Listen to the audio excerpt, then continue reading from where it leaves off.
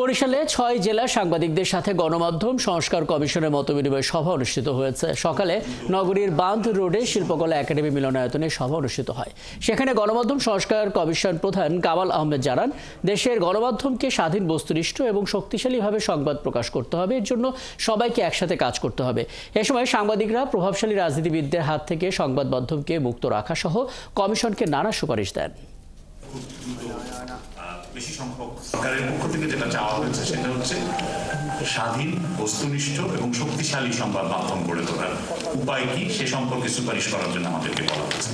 সুতরাং মূল কথা হচ্ছে স্বাধীনভাবে সাংবাদিকতা যাতে করা যায়, বস্তুনিষ্ঠতা যাতে থাকে, অপপ্রচারমূলক বিষয় যাতে না থাকে, আর সংবাদ মাধ্যমে যেন একটা বলিষ্ঠ শক্তিশালী অবস্থান থাকে, ভয়েসটা যেন স্ট্রং থাকে। এই তিনটা বিষয়ে নিশ্চিত করার উপায় আমাদেরকে বের করতে হবে।